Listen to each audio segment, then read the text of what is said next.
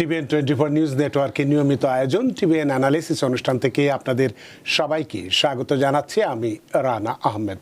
সুপ্রিয় দর্শক, আপনারা এই মুহূর্তে যারা ঘরে টেলিভিশন সেটের সামনে বসে অনুষ্ঠানটি দেখছেন কিংবা আরেকটু পরে টেলিভিশন সেটের সামনে বসে আপনাদের এই প্রিয় অনুষ্ঠানটি উপভোগ করবেন, কিংবা এই মুহূর্তে যারা ফেসবুক লাইভে ঢুকেছেন অথবা আরেকটু পরে ফেসবুক লাইভে ঢুকবেন, কিংবা আরও পরে সময় সুযোগ মতো যারা ইউটিউবে অনুষ্ঠানটি দেখবেন তাদেরকেও আগাম স্বাগত জানিয়ে রাখি।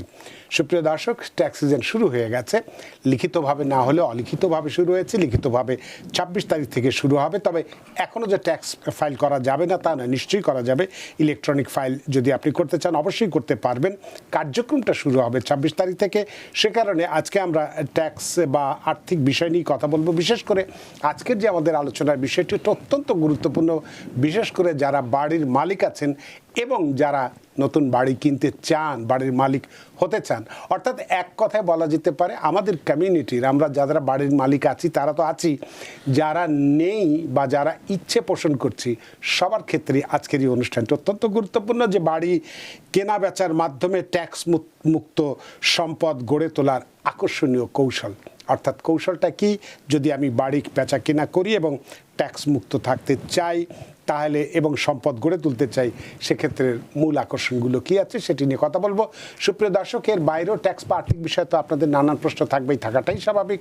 সেই প্রশ্নগুলো করবার জন্য আমাদের টেলিভিশন স্ক্রিনে যে টেলিফোন নম্বরটি ভেসে উঠেছে, তারপরেও আমি বলে দিচ্ছি 646-307-9828। এই নম্বরে ফোন করতে পারেন, কিংবা যাদের ফোন করতে খুবই অসুবিধা হয় তারা আমাদের ফেসবুকেও প্রশ্ন রাখতে পারেন। আমরা সবগুলো প্রশ্নের উত্তর দেবার চেষ্টা করব। এবং ইত্যকার এই সমস্ত বিষয়ে আলোচনা করবার জন্যে আমাদের স্টুডিওতে উপস্থিত হয়েছেন আমাদের সকলের প্রিয়জন, প্রিয় মানুষ, প্রিয় মুখ, প্রিয় অ্যাকাউন্ট্যান্ট জনাব পারভেজ কাজী, আইআরএস এনরোলড এজেন্ট এবং ফাউন্ডার এবং সিইও কাকাতো এজেন্সি এলএলসি।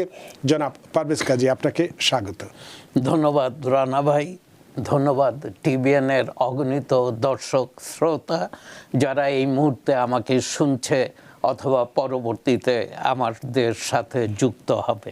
আপনাকে অসংখ্য ধন্যবাদ যে এখন ট্যাক্স সিজন শুরু হয়ে গেছে। একেবারে আমি যেটা বলছিলাম সেই সমস্ত ব্যস্ততা উপেক্ষা করে আমাদের স্টুডিওতে উপস্থিত হয়েছেন এবং খুব গুরুত্বপূর্ণ একটি বিষয় আজকে আমরা যেটা আলোচনা করতে চাই, বাড়ি কেনা বেচার মাধ্যমে ট্যাক্স মুক্ত সম্পদ গড়ে তোলার কৌশলগুলো বা আকর্ষণীয় কৌশলগুলো কি, সেই বিষয়টি আপনার কাছে একেবারে সরাসরি প্রশ্নেই চলে যেতে চাই। যে অনেকেই মনে করেন যে রিয়েল এস্টেট থেকে আয় মানেই বড় অঙ্কের ট্যাক্স। বাস্তবে কিভাবে আইনগতভাবে বাড়ি কেনা বেচার মাধ্যমে এই ট্যাক্স কমানো বা পুরোপুরি ট্যাক্স মুক্ত থাকা সম্ভব এবং সম্পদ গড়ে তোলা যায়, এই বিষয়টি আপনার কাছে রাখছি। ধন্যবাদ রানা ভাই। আবারও আজকের বিষয়বস্তু হচ্ছে যে আমরা কিভাবে কর মুক্ত সম্পদ গড়ে তুলতে পারি রিয়েল এস্টেট বেচাকেনার মাধ্যমে। এবং এটার জন্য কিন্তু অনেক স্ট্র্যাটেজিক্যালি আমাকে পদক্ষেপগুলো নিতে হবে।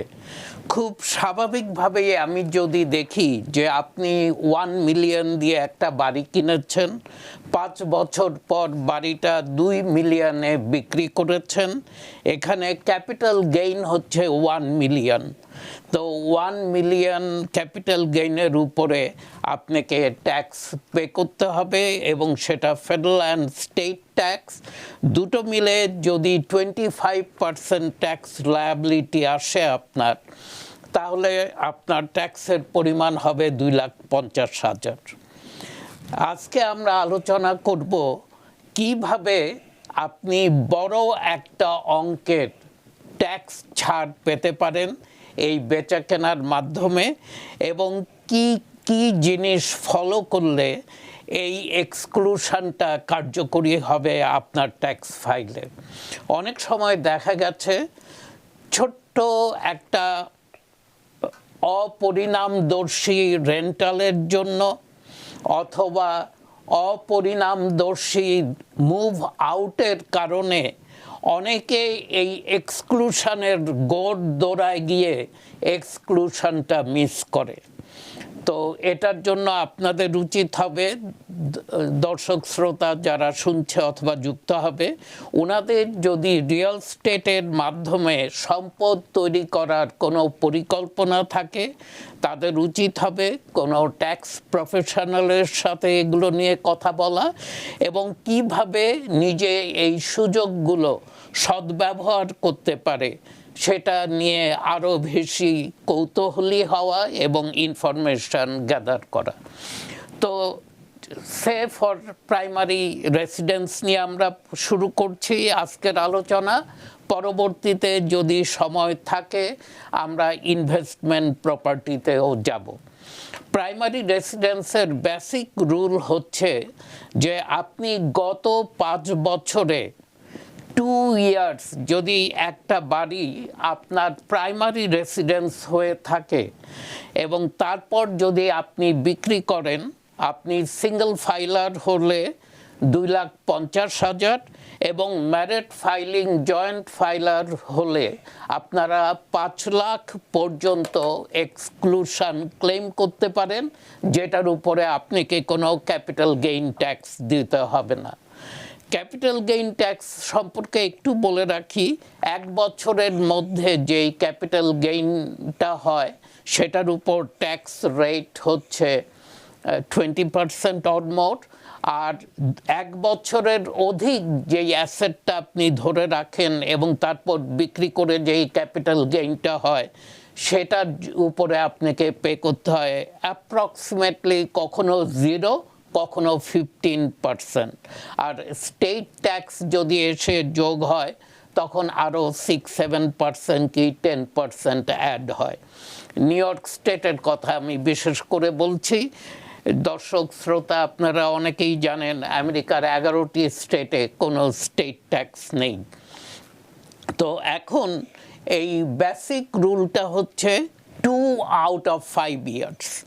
2 আউট অফ 5 ইয়ার্সের মধ্যে 2টো টেস্ট আছে, একটা হচ্ছে ওনারশিপ টেস্ট আর একটা হচ্ছে ইউজ টেস্ট।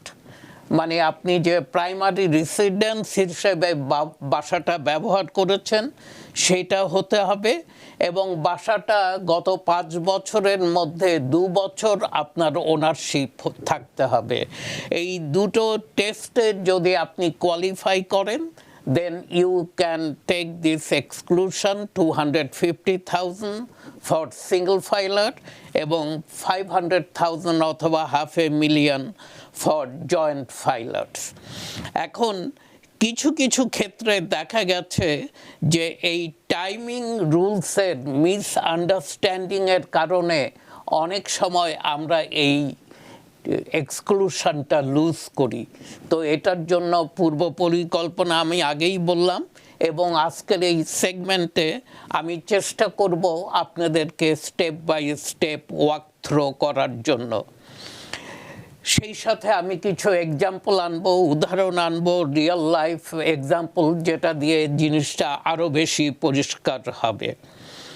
তো প্রথম টেস্ট হচ্ছে ওনারশিপ টেস্ট, অর্থাৎ বাসাটা আপনাকে ওন করতে হবে at least minimum for 2 years in last 5 years. বিগত 5 বছর যেদিন আপনি বিক্রি করছেন সেদিন থেকে 5 বছর যদি আমি ব্যাকে যাই, আমি যেন দেখতে পাই যে 2 বছর এই বাসাটা আপনি ওন করেন। এখানে একটা কথা বলে রাখি, husband and wife married filing joint filer, husband শুধুমাত্র বাসাটা ওন করে, ওয়াইফের নাম নেই। আপনি কি কোয়ালিফাই করবেন ফর $500,000 500,000 এক্সক্লুশনের জন্য? ইয়েস, আপনারা যে কোনো একজনের নাম থাকলেই আপনারা দুজনেই এটার জন্য কোয়ালিফাই করবেন। নাম্বার 2 হচ্ছে ইউজ টেস্ট, মানে আপনাদের এটা দুজনেরই আপনারা 2 বছর এটা আপনার প্রাইমারি রেসিডেন্স।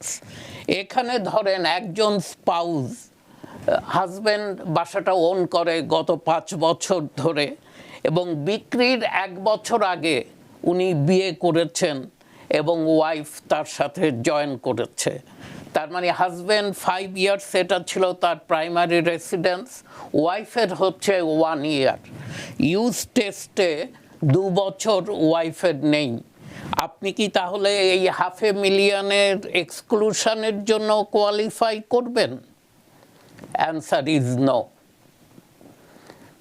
ওনারশিপ টেস্টে একজনের নাম থাকলেই চলতো, কিন্তু ইউজ টেস্টে দুইজনেরই এইটা প্রাইমারি রেসিডেন্স হতে হবে। যেহেতু একজন স্পাউস যাকে আপনি বিয়ে করেছেন এবং 1 বছর আগে উনি শুধু 1 ইয়ার এই বাসাতে ছিলেন, অতএব আপনি $500,000 এক্সক্লুশনের জন্য কোয়ালিফাই করবেন না। এখানে আপনি $250,000 $250,000 সিঙ্গল ফাইলার হলে অথবা সিঙ্গেল ওনার হলে আপনি যেরকম কোয়ালিফাই করতেন, আপনি $250,000 পর্যন্ত কোয়ালিফাই করবেন।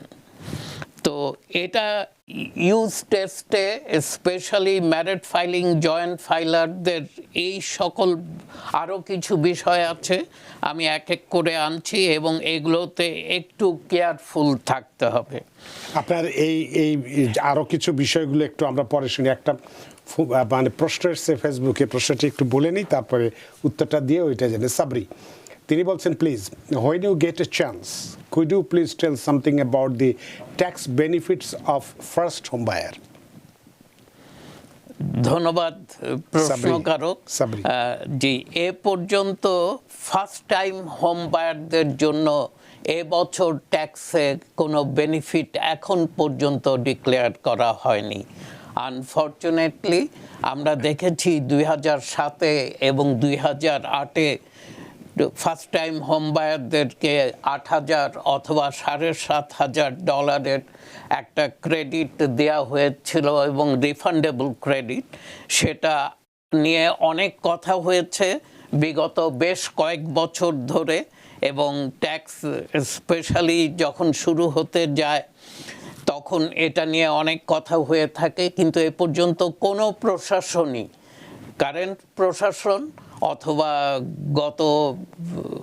বিগত যে প্রশাসন, প্রেসিডেন্ট বাইডেনের প্রশাসন, তিনিও কিছু ডিক্লেয়ার করবেন বলে আমরা অনেক জোর খবর পেয়েছিলাম, আশা করেছিলাম, কিন্তু আনফর্চুনেটলি সেরকম কিছু এখনো ডিক্লেয়ার হয়নি। এখন আমি যাচ্ছি যে আমাদের আরো কিছু মানে ইউজ টেস্টের পরে যেগুলো আরো কিছু যেটা ছিল সেখান থেকে বলতে চেয়েছিলেন আপনি। এখন যেটা বলতে চাচ্ছি ইউজ টেস্টের ব্যাপারে একটা বিষয় হচ্ছে যে আপনি প্রপার্টিটা 5 ইয়ার্স আগে কিনেছেন, হাজব্যান্ড অ্যান্ড ওয়াইফ অথবা সিঙ্গল ফাইলার, এবং উনি ওই বাসায় 2 বছর ছিলেন। তারপর উনি 3 বছর বাসাটা রেন্টালে দিয়েছেন, এখন বাসাটা বিক্রি করছেন। সিঙ্গল ফাইলার অথবা ম্যারিড ফাইলিং জয়েন্ট ফাইলার, ওনারা কি এটার এক্সক্লুশন পাবে কিনা? আবার প্রশ্নটা করছি, 5 বছর হয় বাড়িটা আপনারা কিনেছেন, 2 বছর আপনাদের প্রাইমারি রেসিডেন্স হিসেবে বাসাটা ব্যবহার করেছেন, তারপর 3 বছর আপনি ভাড়া দিয়েছেন। আমরা বেসিক রুলটা বলছি, লাস্ট 5 of 2 years আপনার প্রাইমারি রেসিডেন্স হতে হবে। অতএব সেটা ছিল, আপনারা কোয়ালিফাই করবেন ফর ফুল এক্সক্লুশন। সিঙ্গল ফাইলাররা $2.5 লাখ এবং ম্যারিড জয়েন্ট ফাইলাররা পাবে $5 লাখ। এখন একই প্রশ্নটাকে একটু উল্টিয়ে দেই। আপনি বাড়িটা কিনেছেন 5 বছর আগে এবং প্রথমে 2 বছর এইটা রেন্টাল ছিল এবং তারপর 3 বছর এটা আপনার প্রাইমারি রেসিডেন্স। আপনি এটায় ক্রেডিট পাবেন কিনা? একই প্রশ্ন, শুধু আপনার ইউসেজটা আমি ঘুরিয়ে দিয়েছি। আপনারা পাবেন না। কেন? যেহেতু বাড়িটা ইনটেন্ট ছিল কমার্শিয়াল প্রপার্টি, রেন্টাল প্রপার্টি। আপনি বাড়িটা কিনে এটাকে রেন্ট আউট করেছিলেন প্রথমে, তারপরে 2 বছর রেন্ট থাকার পর 3 ইয়ার্স আপনি বাসায় আছেন, আপনাকে কিন্তু 5 ইয়ার্স একটা ওয়েটিং পিরিয়ড আছে। আপনি এটাকে যদি 5 বছর আপনার রেসিডেন্সিয়াল হাউজে কনভার্ট করতে চান, তো 5 ইয়ার্স ওয়েট টাইমের পরে আপনি যদি 2 বছর এই বাসাটায় থেকে বাসাটা বিক্রি করেন, তাহলে কিন্তু আপনি আবার ফুল এক্সক্লুশনটা পান।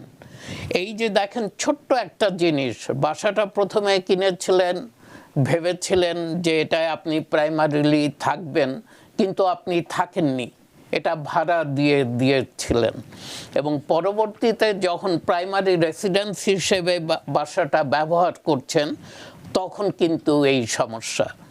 আরেকটা এক্সাম্পল দিচ্ছি, ধরেন আপনি বাসা কিনেছেন এবং আপনার প্ল্যান, আপনি এই বাসাটা আপনার প্রাইমারি রেসিডেন্স, আপনি এই বাসাতেই থাকবেন 2 বছর 3 বছর, এরকম কোনো বাধ্যবাধকতা নেই। কিন্তু 1 বছর থাকার পর maybe because of A divorce or a transfer অথবা সাম ডিজাস্টার ইন ইয়োর লাইফ, আপনি 1 বছর পর বাসাটা বিক্রি করে দিলেন। আপনার প্ল্যান ছিল to stay in the house for entire, যে রিকোয়ারমেন্টসগুলো আছে সেগুলো ফুলফিল করা, এবং বিক্রি করারও কোনো প্ল্যান ছিল না যখন আপনি কিনেন। কিন্তু কেনার পর আপনি সার্টেন সার্কামস্ট্যান্সের মধ্য দিয়ে যাওয়ার কারণে আপনাকে বাসাটা বিক্রি করে দিতে হয়েছে। আপনি কি এখানে ফুল এক্সক্লুশন পাবেন, যেহেতু আপনি তো 2 বছর থাকেননি? জি, আপনি ফুল এক্সক্লুশন পাবেন না, কিন্তু এখানে একটা কথা আছে, আপনি প্রো রাটা এক্সক্লুশন পাবেন।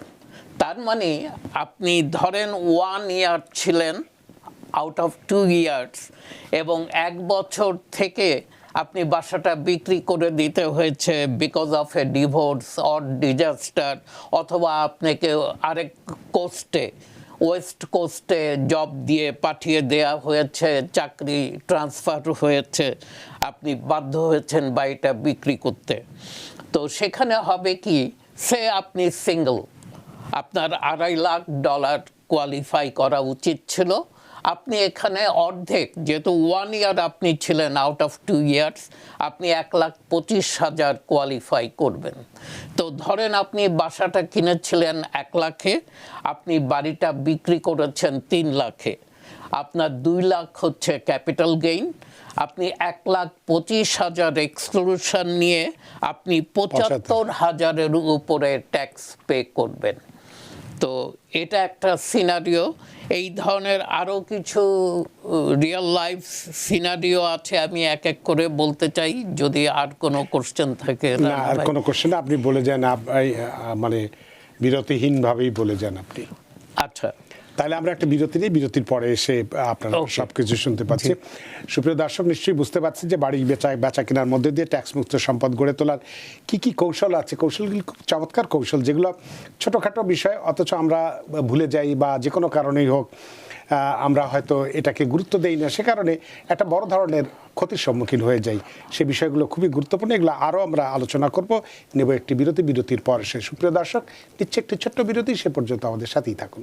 সুপ্রিয় দর্শক, বিরতির পর ফিরে এলাম আপনাদের প্রিয় অনুষ্ঠান টিভিএন অ্যানালিসিসে।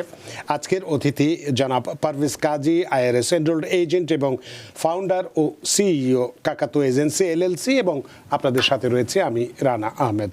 জনাব পারভেজ কাজী, আমরা বিরতির আগে বাড়ি কেনা বেচার মাধ্যমে ট্যাক্স মুক্ত সম্পদ গড়ে তোলার যে কৌশলগুলো রয়েছে, আকর্ষণীয় কৌশল, সেগুলো নিয়ে 2-3টে আলোচনা করেছি, এবং বাকিগুলো আপনি করবেন। আমরা সেই বাকিগুলো আপনার কাছ থেকে শুনতে চাই। আরেকটা সিনারিও নিয়ে কথা বলতে চাই, যে একটা বাড়ি আপনি কিনেছেন, ধরেন 8 বছর হলো, 8 ইয়ার্স, এবং 4 ইয়ার্স আপনার এটা প্রাইমারি রেন্টাল প্রপার্টি ছিল, এবং 4 ইয়ার্স এটা আপনার ওন ইউজ।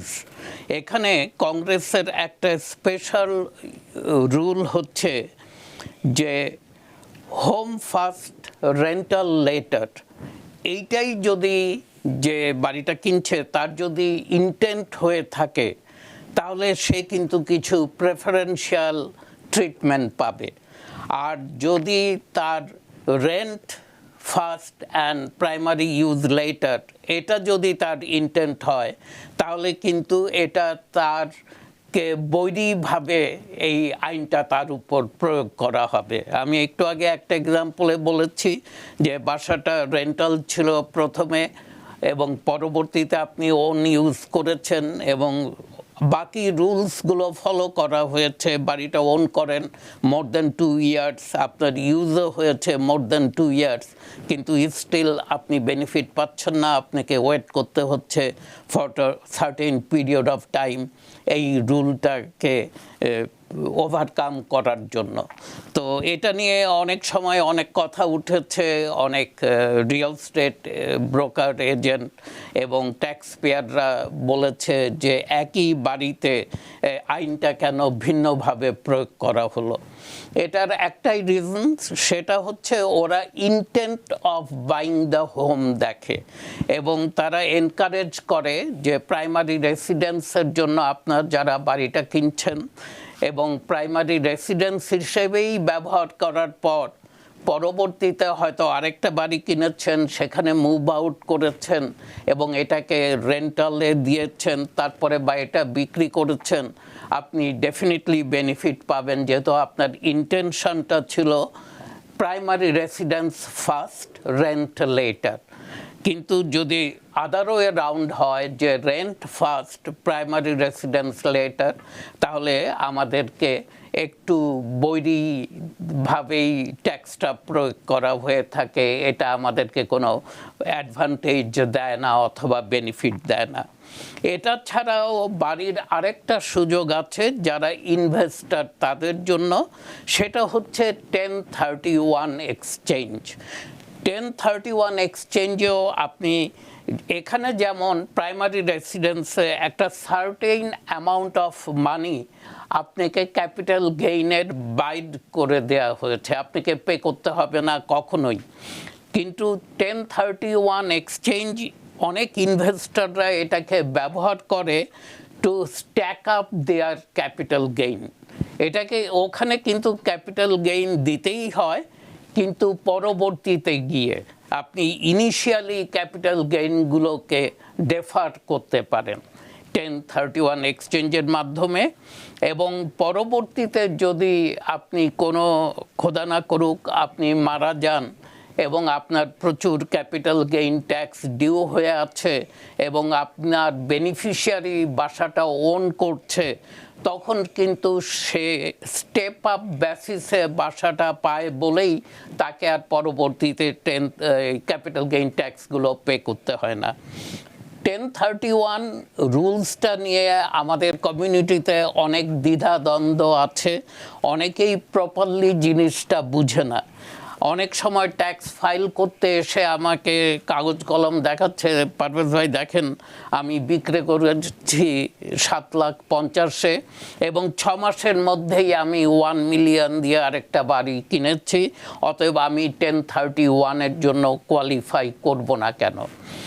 তো 1031 জিনিসটা প্রথমে বুঝতে হবে। আচ্ছা, আমরা এই 1031টা আমরা বুঝবো। আমরা একটা প্রশ্ন এসেছে, খুব ইম্পর্টেন্ট একটি প্রশ্ন আপনার কাছে, যেহেতু এইটা নিয়ে আমরা কথা বলছিলাম। ধরুন যে একজন বাড়ি কিনেছে 500,000 দিয়ে, বাড়ি কেনার পর 200,000 সেটার উপরে রিপেয়ার করেছে বা এটার পেছনে খরচ করেছে এবং পরবর্তীতে এই বাড়িটি সে 800,000-এ বিক্রি করেছে, তাহলে এই ক্ষেত্রে তার গেইন ট্যাক্সটা কত, কি 100,000-এর উপর হবে না কত হবে এখানে? হ্যাঁ, এখানে সাদামাটা ভাবে উনি 500,000-এ বাড়ি কিনেছে এবং বাড়ির ক্যাপিটাল ইমপ্রুভমেন্টে 200,000 উনি খরচ করেছে, তো তার মানে 700,000 উনি বিক্রি করেছে 800,000-এ, তো 100,000 হচ্ছে ওনার ক্যাপিটাল গেইন। তো ওনাকে 100,000-এর উপর ক্যাপিটাল গেইন ট্যাক্স দিতে হবে, এটা যদি ইনভেস্টমেন্ট প্রপার্টি হয়ে থাকে।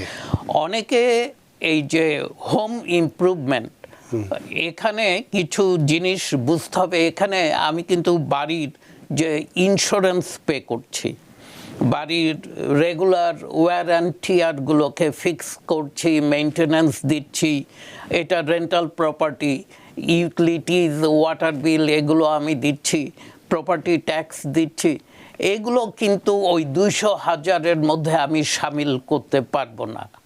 আচ্ছা, হ্যাঁ, এগুলো 200,000-এর বাইরে। 200,000 হচ্ছে আমি রুফ চেঞ্জ করেছি, আমি হোম ইমপ্রুভ করেছি এবং ক্যাপিটাল ইনভেস্টমেন্ট করেছি বাসায় ফেস লিফটের জন্য, সেগুলো আমি ধরাতে পারবো। কিন্তু আমি সাধারণ যেই মেইনটেনেন্স অথবা যেই খরচগুলো দৈনন্দিন একটা বাড়ি মেনটেন করতে আমাকে করতে হয়, সেটা আমি এখানে ধরতে পারবো না। তো এটা অনেক সময় আমাদের কমিউনিটি অনেক সময় বুঝে না। তারা এসে বলে যে আমি রিপেয়ার্স করেছি এই, আমি হোম ডিপো থেকে জিনিস কিনেছি এই, এবং আমি ল্যান্ডস্কেপিং করেছি, সেখানেও 1200 টাকা খরচ হয়ে গেছে, ওয়াটার বিল দিছি এই, এগুলো তো সব আমার। কিন্তু এগুলো ওনার বেসিসকে বাড়িয়ে দেয় না। তো তার মানে আপনারা এই যে 200,000 যেটা খরচ করলাম রুফ থেকে শুরু করে ফ্লোর বা হোম ইমপ্রুভমেন্টের জন্য যেটা খরচগুলো সেটাই আসবে, কিন্তু এমনি দৈনন্দিন খরচগুলো আসবে না। অনেক ধন্যবাদ। আসলে এই প্রশ্নটি খুবই গুরুত্বপূর্ণ ছিল। আশা করি প্রশ্নের উত্তর পেয়ে আমরা নিশ্চয়ই খুশি হব। জেনিফ হাসান তিনি একটি প্রশ্ন করেছেন, কমার্শিয়াল বা রেন্টাল বাড়িকে কিভাবে রেসিডেন্সিয়াল বাড়িতে রূপান্তর করা হয়, কোন ডিপার্টমেন্টে আবেদন করতে হয়, IRS কে কি নোটিফাই করতে হয়? না, IRS এর সাথে এটা সম্পর্কিত নয়। এবং কমার্শিয়াল প্রপার্টিকে আপনি কিভাবে রেন্টাল করবেন আমারও সঠিক জানা নেই।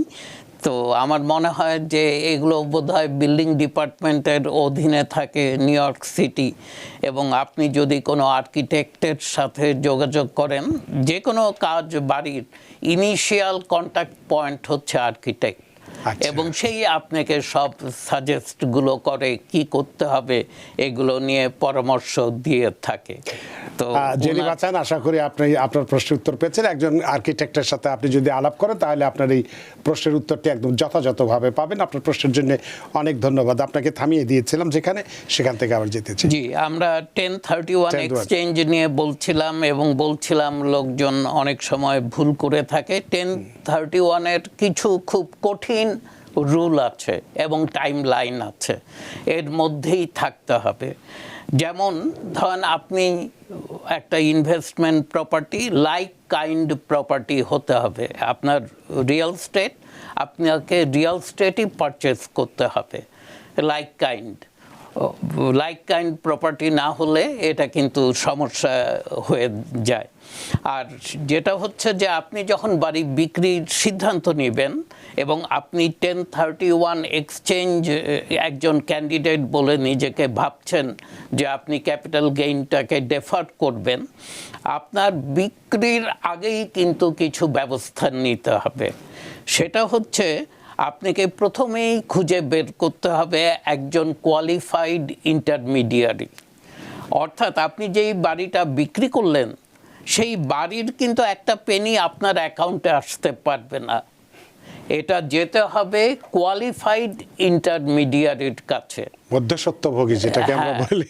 এবং এই কোয়ালিফাইড ইন্টারমিডিয়ারিরও একটা ব্যাপার স্যাপার আছে, সেটা হচ্ছে অনেক সময় চিপ কোয়ালিফাইড ইন্টারমিডিয়ারি খুঁজে বের করলেন, তাকে মাঝখানে রাখলেন, তাকে ফান্ড দিলেন, টাকা পয়সা সব সে নিল, পরবর্তীতে অনেক সময় সমস্যায় পড়তে হয় এগুলো নিয়ে। অনেকে বলে যে আমার অ্যাটর্নি উইল, তার স্ক্রো ফান্ডে টাকাটা যাবে। অনেক অ্যাটর্নি কিন্তু কোয়ালিফাইড ইন্টারমিডিয়ারি না, অতএব আপনি অ্যাটর্নির স্ক্রোতে রাখলেও কিন্তু এই কাজটা হচ্ছে না। আপনাকে রাখতেই হবে একজন কোয়ালিফাইড ইন্টারমিডিয়ারির কাছে টাকাটা। এবং আপনার বাড়িটা বিক্রি হবার 45 ডেজের মধ্যে আপনাকে মিনিমাম 3টা প্রপার্টি আইডেন্টিফাই করতে হবে যে আপনি যেই প্রপার্টিগুলো কিনবেন। এবং এই প্রপার্টিগুলো আপনি ধরেন একটা বাড়ি বিক্রি করছেন 1 মিলিয়নে, এই যেই প্রপার্টি আপনি কিনছেন ওটা 1 মিলিয়ন অর মোর ভ্যালু হতে হবে। 1 মিলিয়নের কম হলে কিন্তু হবে না, চলবে না। এবং 180 ডেজের মধ্যে আপনাকে এই ক্লোজিংটা কমপ্লিট হতে হবে। আপনি যেই বাড়িটাকে 6 মাসের মধ্যে, আপনি 6 মাসের পরে যেতে পারবেন না। তো এই ব্যাপারগুলো মানে আমাদের কমিউনিটিতে একটু ধোঁয়াশা আছে, লোকজন অনেক সময় বুঝে না অথবা অনেক সময় তারা জানেও না। বাট অনেকেই 1031-এর মেকানিজমটা না জানলেও এটা যে আছে এটা অধিকাংশ লোকই জানে যে এইভাবে।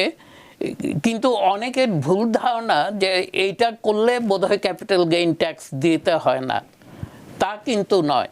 ক্যাপিটাল গেইনটা ধরেন আপনি 1 মিলিয়ন দিয়ে একটা প্রপার্টি কিনেছেন, 2 মিলিয়নে সেল করে আপনি 2 মিলিয়ন দিয়ে আরেকটা বাড়ি কিনলেন, আপনার 1 মিলিয়ন যে ক্যাপিটাল গেইন হলো এই বাসায়, এটা কিন্তু আপনি ডেফার্ড করলেন। আরেকটা আমি ইনভেস্ট করেছি যেহেতু, হ্যাঁ, আপনি ডেফার্ড করলেন, এটা কিন্তু চলে গেল না, এটা আপনার রেকর্ডে থেকে গেল। আচ্ছা, আপনি 2 মিলিয়নের বাড়িটা ফর এক্সাম্পল আপনি 2.5 মিলিয়নে বিক্রি করেছেন এবং কোনো 1031 এক্সচেঞ্জ করেন নাই। আমার প্রশ্ন হচ্ছে আপনি কি 500,000-এর উপর ক্যাপিটাল গেইন ট্যাক্স দিবেন না 1.5 মিলিয়নের উপরে আপনি ক্যাপিটাল গেইন ট্যাক্স দিবেন? উত্তর কি বলেন? আপনি 1.5 মিলিয়নের উপরে ক্যাপিটাল গেইন ট্যাক্সটা দিবেন। তো আপনি যখন ডেফার করছেন, ইনফ্যাক্ট আপনার ট্যাক্স লায়াবিলিটি বাড়ছে। তো এটা হ্যাঁ কন্টিনিউয়াস অনেক ইনভেস্টর আছে যারা করে যায়, একটার পর একটা কিনেই যাচ্ছে এবং ইনভেস্টর ব্যবহার করে যাচ্ছে, ওইভাবেই স্ট্যাক আপ করছে। অনেকের প্ল্যান থাকে যে উনি যদি না থাকেন, উনি বেনিফিশিয়ারিকে এই যে স্টেপ আপ বেসিস এটা সহ বাড়িটা বুঝিয়ে দিবেন, যে লাস্ট বাড়িটা, এবং তাকে কোনো ক্যাপিটাল গেইন ট্যাক্স দিতে হয় না। তাহলে সেক্ষেত্রে যেটা বললেন যে আপনি যেটা বললেন যে আমি প্রথম একটা বাড়ি কিনে 1 মিলিয়ন লাভ করলাম, পরেরটা যে আমরা 500,000 মিলিয়ন করলাম, এরকম করতে করতে করতে করতে দেখা গেল যে শেষে যে যখন বাজারের অবস্থা খারাপ হয়ে গেল, বাড়ির দাম যেটা আমি হয়তো 2 মিলিয়ন দিয়ে কিনেছিলাম বা 3 মিলিয়ন দিয়ে কিনেছিলাম সেটা যে আমি 1 মিলিয়নে বিক্রি করলাম, সেক্ষেত্রে তাহলে এই 1031-এ কী অবস্থা দাঁড়াবে? তখন আমাকে কি পরিমাণ গেইন ট্যাক্স? আমি তো লস করে গেলাম 2 মিলিয়ন। হ্যাঁ, আপনি না, তখন আপনি ক্যাপিটাল গেইন দিবেন না, কিন্তু প্রিভিয়াস ক্যাপিটাল গেইনগুলো দিবেন। আপনি ক্যাপিটাল গেইনের ইয়েটা বুঝতে হবে। আপনি 100,000 দিয়ে একটা এই প্রপার্টিটা কিনেছেন, 200,000-এ বিক্রি করেছেন, 100,000 আপনার ক্যাপিটাল গেইন, আপনি তার উপরে ট্যাক্স দিবেন। আপনি যদি 100,000-এ কিনে থাকেন এবং 100,000-এই বিক্রি করেন, আপনার কোনো ক্যাপিটাল গেইন নাই, আপনি কোনো ক্যাপিটাল গেইন ট্যাক্স দেবেন না। কিন্তু এখানটায় ধরেন আমি সাধারণত ইনভেস্টররা যেটা করে, আমি আমাকে দিয়েই বলছি, আমার বাবা এরকম স্ট্যাক আপ করে প্রপার্টি কিনে গেছেন এবং ওনার প্রত্যেকটা প্রপার্টি ধরেন বেনিফিশিয়ারি আমি। লাস্ট প্রপার্টিটা উনি 3 মিলিয়নে কিনেছে এবং উনি বিক্রি করেননি। এখন ওই প্রপার্টির কারেন্ট মার্কেট ভ্যালু 5 মিলিয়ন। বাবা মারা গেছেন, প্রপার্টিটা আমি ওন করছি এখন। এই প্রপার্টির বেসিস কত আমার জন্য? 3 মিলিয়ন যেটা বাবা কিনেছিল, সেটা না 5 মিলিয়ন, যে 5 মিলিয়ন 5 মিলিয়ন, এটা হচ্ছে কারেন্ট মার্কেট ভ্যালু আমার জন্য 5 মিলিয়ন। এবং আমি যদি এটা 5 মিলিয়নে সেল করি, আমাকে কোনো ক্যাপিটাল গেইন ট্যাক্স দিতে হবে না। তো ক্যাপিটাল গেইন ট্যাক্সের উপর, গেইনের উপরে ট্যাক্স কত? 20% না কত পার্সেন্ট? অ্যাপ্রক্সিমেটলি ধরেন লং টার্ম ক্যাপিটাল গেইনে এবং আমার আর কি ইনকাম আছে না আছে সেগুলো দেখা হয়। তো অ্যাপ্রক্সিমেটলি 20%। নিউ ইয়র্ক স্টেটে এটা অ্যারাউন্ড 25, যেহেতু স্টেট ট্যাক্স আছে। ক্যালিফোর্নিয়াতেও এটা লিটল ওভার 25, বিভিন্ন স্টেট ট্যাক্সগুলো যখন অ্যাড হয়। এখন ক্যাপিটাল গেইনের একটা জিনিস আমাদেরকে মাথায় রাখতে হবে, যে আমরা যখন একটা প্রপার্টি কিনি, প্রপার্টির যে ফেস লিফট করি, এই যে বললেন আপনি 200,000 খরচ করেছেন, এই রিসিটগুলো আমাকে কতদিন রাখতে হয়? এটাও কিন্তু একটা কোশ্চেন, গুরুত্বপূর্ণ, অনেকে হ্যাঁ, বলে যে গুরুত্বপূর্ণ আমি তো বিষয়। 10 বছর আগে আগে ফেস লিফট করছি, আমার কাছে রিসিট থাকবে নাকি? আপনাকে ক্লেম করতে হলে এই রিসিট আপনাকে রাখতে হবে প্রপার্টি বিক্রি যতদিন পর্যন্ত করার বিক্রির আগ পর্যন্ত। না, বিক্রি করার পরও 5 ইয়ার্স, বিক্রি করার পরও 5 বছর সংরক্ষণ করতে হবে। হ্যাঁ, আরএস যদি আসে এবং রিভিউ করে, করে, আমি audit তো করে। বলতে পারবো না যে আমি বিক্রি করেছি এবং রিসিটগুলো আমি সব গার্বেজ করে দিয়েছি। আমাকে প্রপার্টির রিসিটগুলো প্রডিউস করতে হবে এবং এটা আমাকে শো করতে হবে। আরেকটা জিনিস হচ্ছে এই অডিটের ব্যাপারে একটু কেয়ারফুল থাকতে হবে, যেহেতু অনেক সময় দেখা গেছে অনেক প্রপার্টিতে আপনি যখন স্ট্যাক আপ বেসিস করতে থাকেন এবং এই ক্যাপিটাল গেইনকে স্ট্যাক আপ করতে থাকেন, অনেকেই কিন্তু রিসিট লস করে এবং তখন তারা বিপদে পড়ে। তো এবং আইআরএস অনেক সময় এই সুযোগটা নেয় যে আপনি 15 হারিয়ে বছর ফেলেছেন। ধরে একই কাজ করছেন, প্রতি 2, 3, 4 বছর পর পর আপনি বাড়ি বিক্রি করছেন, আরেকটা কিনছেন, বিক্রি করছেন, আরেকটা কিনছেন। আইআরএস হঠাৎ করে 15 বছর পর বলতে পারে আসো তোমার সব রিসিট কাগজপত্র নিয়ে আসো। হ্যাঁ, আমরা বসি দেখি তুমি কি পরিমাণ ক্যাপিটাল গেইন তুমি পরিশোধ ডেফার করেছো করেছো, বা হ্যাঁ, হ্যাঁ ডেফার দাওনি, করেছো। তো এটা একটা খুব ইম্পর্টেন্ট ইস্যু, এটার ব্যাপারে ক্লিয়ার হতে হবে। আরেকটা হচ্ছে রিয়েল এস্টেট ফুল টাইম ভাবে অনেকে করেন, অনেকে ভেরি ইন্টারেস্টেড অন্যান্য কাজের পাশাপাশি রিয়েল এস্টেট অনেকগুলো বাড়ি ম্যানেজ করে, বাড়ি ওন করে, এয়ারবিএনবি করে, আজকাল ভিআরবিও এসব করে থাকে। ওনাদের জন্য কিন্তু সম্পদ গড়ার একটা সুযোগ আছে এবং সেটা হচ্ছে উনি রিয়েল এস্টেট যদি ফুল টাইম বেসিসে করে অথবা শর্ট টার্ম রেন্টালস যদি উনি 100 আওয়ার্স স্পেন্ড করে এভরি ইয়ার, তাহলে উনি কিন্তু এটা ডেপ্রিসিয়েট করে যেই ডিডাকশানটা ক্লেম করা যায় সেটা ওনার অন্যান্য ইনকামকে রিডিউস করতে সাহায্য করে এবং ওনার ট্যাক্স লায়াবিলিটি অনেকখানি কমায় নিয়ে আসে।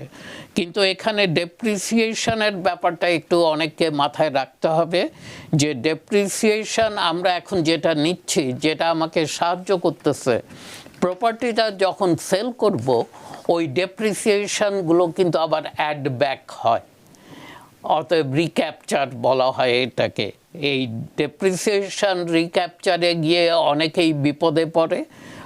প্রথম দিকে ডেপ্রিসিয়েশন তাকে সাহায্য করেছিল, এটা একটা পেপার লস ক্রিয়েট করেছে আপনার ট্যাক্স ফাইলে এবং আপনি অনেকখানি ইনকাম রিডিউস করতে পেরেছেন।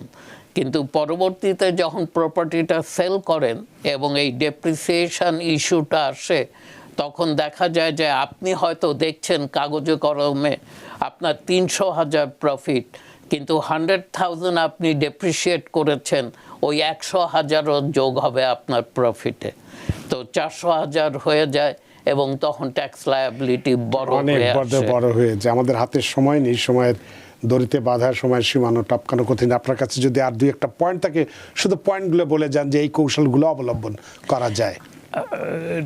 সবচেয়ে বড় পয়েন্ট যেটা ছিল আমার কাছে যে এই যে 1031 এটা বাদ দিয়ে যদি প্রাইমারি রেসিডেন্সে আমরা দেখি, তো আপনি একজন ট্যাক্স পেয়ার সে তার লাইফ টাইমে কয়বার এই ডিডাকশন নিতে পারবে, এই এক্সক্লুশন নিতে পারবে, এটা আমার একটা প্রশ্ন দর্শকদের কাছে।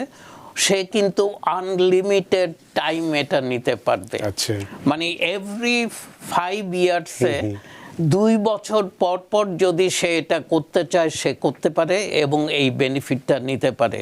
এবং এই বেনিফিটটা পেতে হলে সবচেয়ে বেশি যেটা করতে হয় যে আপনাকে একটা রানডাউন প্রপার্টি কিনতে হয়, প্রপার্টিটাকে বিল্ড করলেই প্রপার্টিটার ফেস লিফট হয় এবং তখন হায়ার ভ্যালুতে আপনি অল্প সময়ে 3-4 বছরেই প্রপার্টিতে অনেক গেইন করে আপনি বিক্রি করতে পারেন।